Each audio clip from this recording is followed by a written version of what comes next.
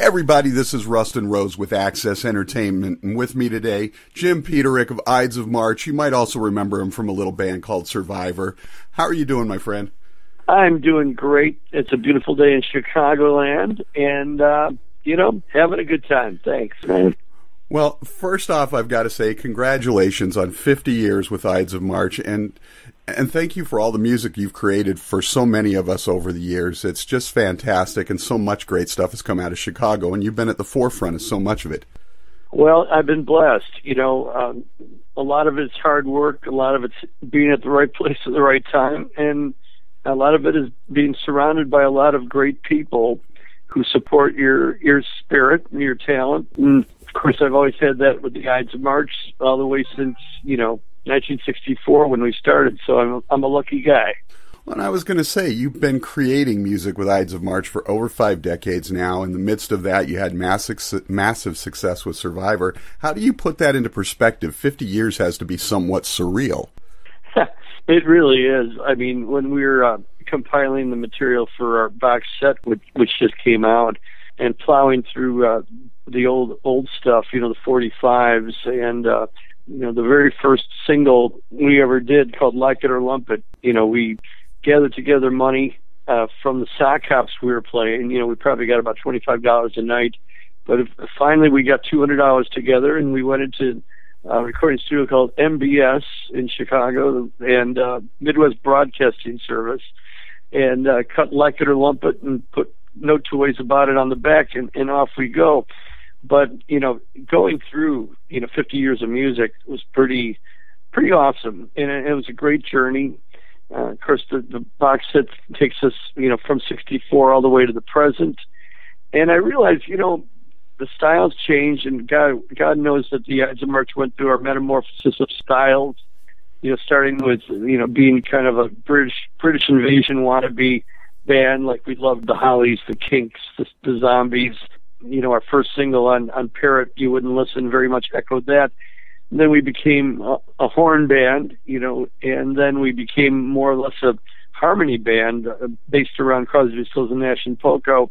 And then all through the 90s, we were kind of an amalgamation of all that. But what astounded me as we were going through 50 years of music is that the basic signature of the band kind of remained still the Ides of March. No matter what style we were doing, it was still very much us, which is kind of a revelation.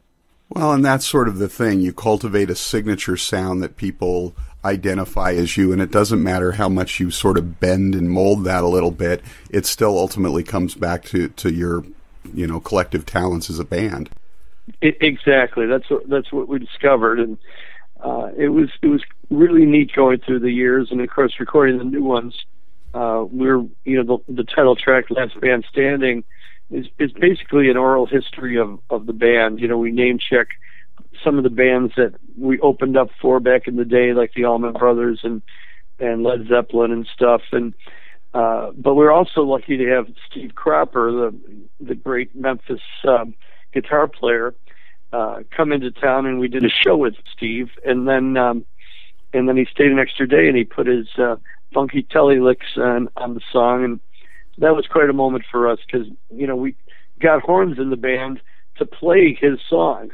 Back in '68, right. Things like Midnight Hour and Soul Man and Knock on Wood, and there he was in our studio.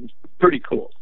Yeah, I caught that when I first started checking out the whole box set, Last Band Standing. I was like, wow, Steve Cropper, there's all this stuff. And it's a fantastic set because it's 4 CDs, 1 DVD, and it sort of captures all the band's dimensions. I imagine it had to be difficult to put together, but I love what you guys sort of did with it, the journey. The first disc starts off with some new songs, like you said. Then you take us all the way back to your mid-'60s songs, a lot of unreleased and long out-of-print material. The late Ray Hare even sings lead on a couple of tracks on there. Yeah, Ray Hare was a kind of a mystery man. He kind of came in and out of the band. He came as mysteriously as he left. But yeah, I mean, his voice was very distinctive. And he has passed away as of about 3 years ago, right. Tragically, just cancer.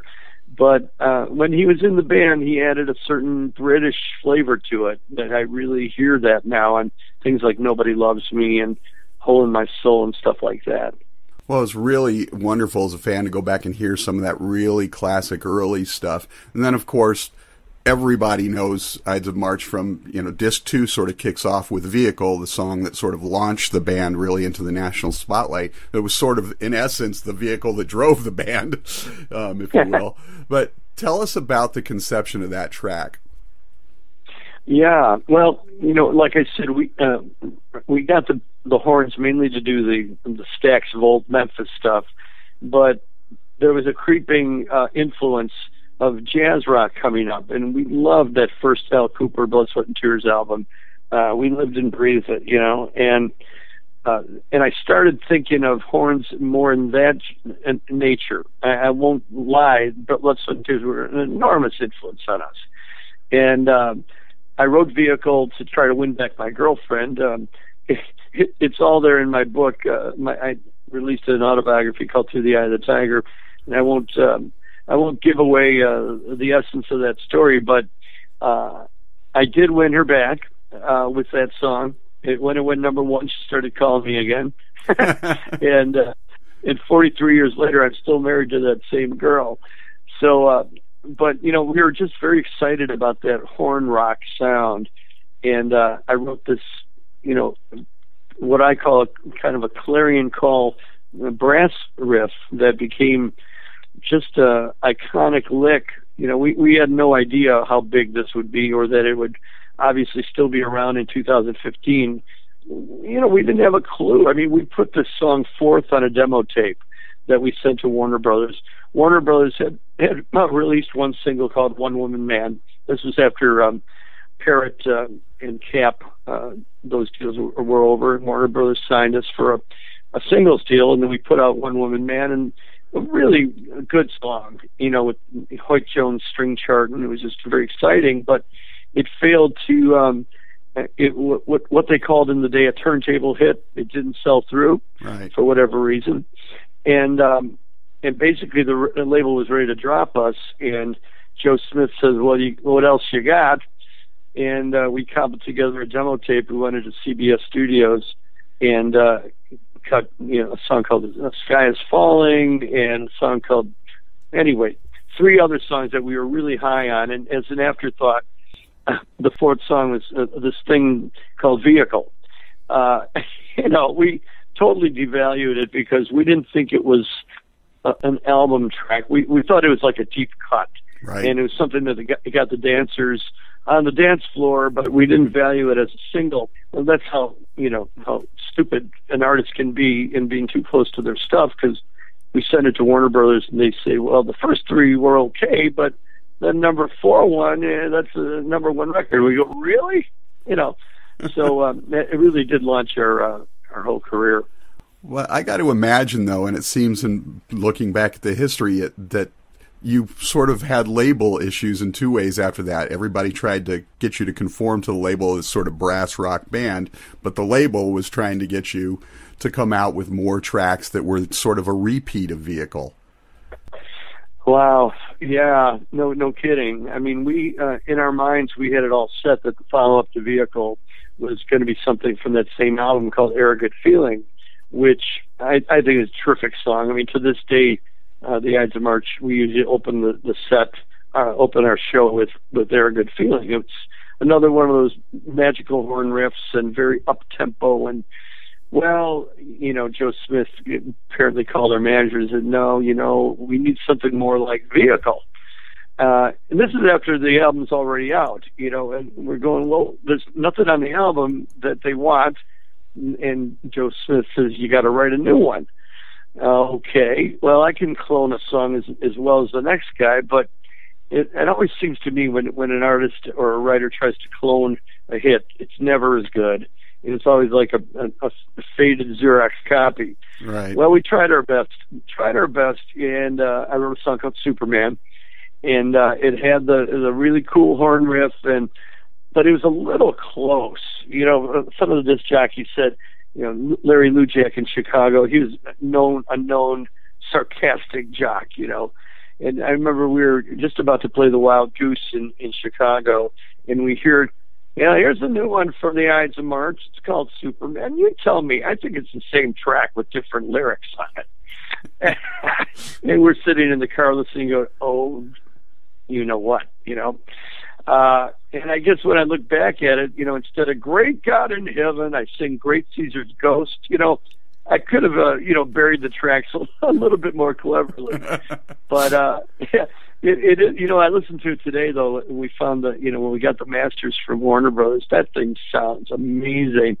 I remember we were in L.A., first trip to L.A., we played Whiskey A Go-Go with Tony Joe White and Stephen Stills. And the next day we were slated to go into Sunset Sound on Sunset Boulevard and record Superman. And we were ready to go. I mean, we were just, the palm trees and the girls and the warm weather, And then in the control room was the engineer and our producers, Bob Stockey and Frank Rand. And in walks all the members of the group Chase. And I just about dropped my, because Chase was some of our brass idols, Right. And so there I am doing a vocal on Superman, and I am not anything like nervous. I'm so charged up. I'm like a Coke can that's been shaken, and the fizz is going all over the room. And you hear that record now, there's so much energy leaping off those grooves. It's really very funny. I want to talk about Common Bond, the album that Superman came off of, in just a moment, but I got to go back to Vehicle for a second. The album, your spin on Eleanor Rigby, Symphony for Eleanor, how did that come about? Because it's probably my favorite Beatles song, and I just love what you guys sort of did with that whole thing. How did that come about? Well, thank you. We resurrected that song about every 5 years and make it a special event because it's so difficult to learn. I mean, we have to go back to the record and actually learn the sections. There's no charts in those days. If there's a chart, I wouldn't know how to read it anyway. But we love the song Eleanor Rigby. It was such an important piece, and it seems like a lot of the groups in the day. It's not like we were copying Vanilla Fudge because they did their version. We all had the same brilliant idea at the same time. Let's do a giant jam on this great song. And it was one of those things that it developed on stage. Every day, every show, it would be a little different. And finally, when we got into the studio, it was in that moment of metamorphosis, and that's what came out on Warner Brothers, and that's the version we still do today. But it always brought the house down, always. And after that, we could do no wrong. If we put that 3/4 through the set, the rest of the set, the audience was ours. Now, as we mentioned, Common Bond was follow-up to Vehicle, and I got to imagine it was difficult to write when the label was putting that pressure on you. And as you said, the track Superman from that record, same vibe as Vehicle. Great song, though. But you had other songs like L.A. Goodbye, which really shined a light on the other aspects of your singing and songwriting. Was it difficult to get the industry to accept a band that was more than a one-trick pony? Well, yeah, history kind of proves that out. I mean, L.A. Goodbye, by all accounts, is a hit record. It was number one in Chicago for five weeks. And Chicago is usually a pretty good arbiter what the rest of the country is going to do. And L.A. Goodbye was a number one record in certain areas like Florida and a few others. But the problem was, more than the sound of it, was an internal problem with Warner Brothers, who was just switching over from outside distribution to in-house distribution. It was not getting to the record stores. It just wasn't getting there. I think it's a great lost record, and truthfully, at our shows, it's one of the high points because everybody loves to say that's the song I like the best. Everybody feels privileged to say that was their favorite, and truly, it was a wonderful moment. The harmony blend, everything is just, I think, really magical. And it kind of pointed the direction to, the next two albums, that came out on RCA, which were less brass oriented, more harmony oriented. Right, and you're talking about obviously the Woven and Midnight Oil albums, which I was going to sort of get to next, because you moved quite a bit away from sort of the brass thing with that, more into other elements of the band, the harmonies, as you said, the folksy rock, album-oriented rock, whatever you want to call it. And there's some excellent songwriting there that never really got to be heard by the mainstream. Is that what ultimately led to the band's hiatus? It really did. I hate to say that success or the lack thereof can be discouraging, and you would like to say, we would have soldiered on. But, we did put our heart and soul in all our albums, and those second two albums on RCA, by this time, we were morphing back into into more of a harmony band. I remember our illustrious managers met with some of the people at Warner's. I think they met with Clive Davis for some reason, and Clive said, "Oh, brass is dead. That sound is passé."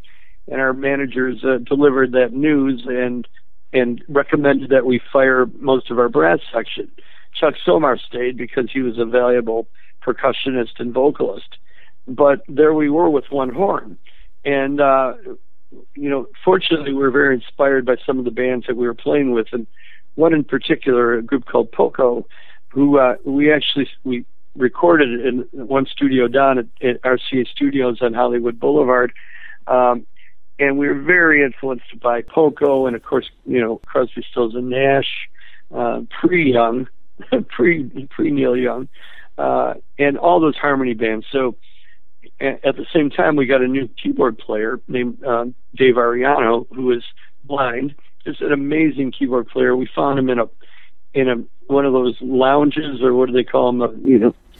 Like every hotel has a lounge with a piano bar. Yeah, and he was playing the piano and taking tips, and we saw this guy's technique. We said, "This guy's ridiculous." We moved him back to Chicago, and those two RCA albums, his piano holds the whole tracks together. It's one of the best keyboard players I've ever heard. One of my favorite songs in that era is called Diamond Fire, which, I pardon the pun, is an overlooked gem, I think, and it's definitely on the box set. But you hear his piano influence. He was another, like a Billy Joel, piano-wise. Incredible. Right. Well, and you did pick really choice cuts from each of the sections, the very early stuff from Vehicle and Common Bond, and, of course, from the final two albums before you took the hiatus. And then, of course, the stuff from when you reunited again in 93, I believe it was, moving forward. And there was also on The Last Band Standing several choice live cuts. And Ides of March is really a live band. That's where your heart seems to be. Is that a fair assessment?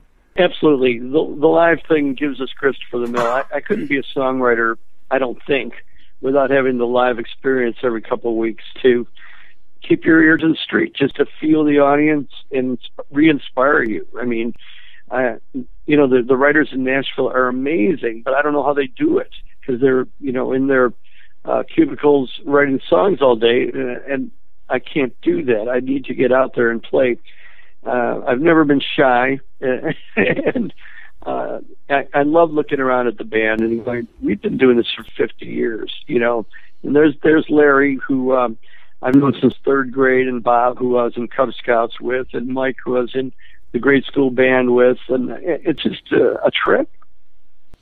Well, and that leads me to one of my final two questions here, and this one was more my own personal curiosity, having been a fan of all your work throughout the years. It's sort of strange reconciling you as the engine behind Survivor against your front and center role in Ides of March.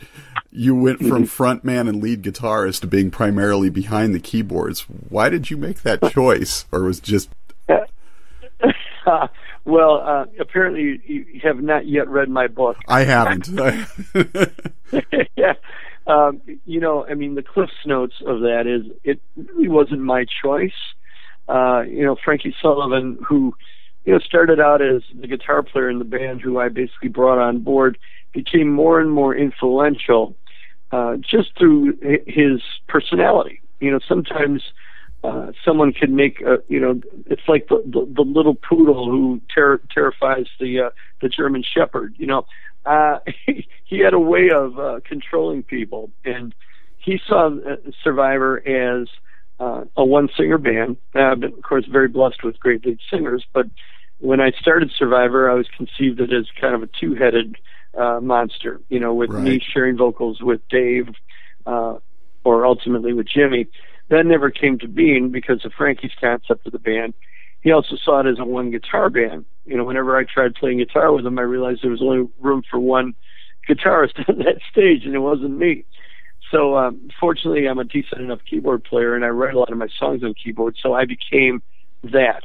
I became the guy kind of behind the scene, with Jimmy or Dave being very much the front man, and Frankie running all over the stage with his wireless guitar, which would have been me back in the Ides days, except with a 100-foot cord, not a wireless. But I can't complain with the results. Made some great music, and for whatever dysfunctional chemistry that was, it worked, and we made some great music. You did. You did, in fact, make some fantastic music with Survivor, and, of course, you've written for so many other artists, and then, of course, the legacy of Ides of March. What is next for Ides of March as you enter, basically, your 6th decade as a band? Yeah, that's pretty sobering when you say 6th decade, but it's true. Well, obviously, we're writing this box set for all it's worth. We're doing shows. We're starting to build more and more shows. The economy being what it is, a lot of the festivals just are non-existent. That was really our bread and butter. But we're starting to put shows on the schedule. This Saturday we're doing it's the Theater of Western Springs, which is a Chicago suburb, and we're doing an Unplugged show. And it's a small venue, maybe holds like 400, and I just think the electric would overwhelm the place, And we did the show about 2 years ago. We put furniture all over the stage, like old couches and divans and lamps and end tables, and it was kind of like an intimate evening in the living room, with the Ides of March, and we told the stories, and it went over so big. We're doing that again on Saturday night. Things like that are happening. We're supporting the record stores. We on Record Store Day on the 18th of April, we played an indie record store, bookstore in Fort Wayne called Entourage, and did an unplugged set and sold boxes and sold books. This coming Sunday, we're at another brick and mortar store in Batavia, Illinois, called Kiss the Sky. I'm doing some of the it's called Exclusive Company. It's a chain of record stores in Wisconsin. So we're kind of giving back to the brick and mortar stores that put us on the map in the first place before it was all, Amazon and Spotify and the world we live in today. Right. The industry has changed so much, but the music, of course, always stands the test of time. That's what it's about. Jim Peterik, Ides of March, the box set, Last Band Standing, and of course, I have to go get a copy now because I want to read this, Through the Eye of the Tiger, your autobiography. I'm excited to read this through that now. Thank you so much for taking a little bit of time to chat with us and delve into the history of the band, because so many people know the name from Survivor, but there are so few that aren't from the 70s that just don't know about Ides of March, and it's really exciting to be able to share that with some new people as well as the fans. Wow. Well, Rustin, thank you so much. Your knowledge, I can tell you know the band, and that means a lot to us, believe me. And thank you for the interview.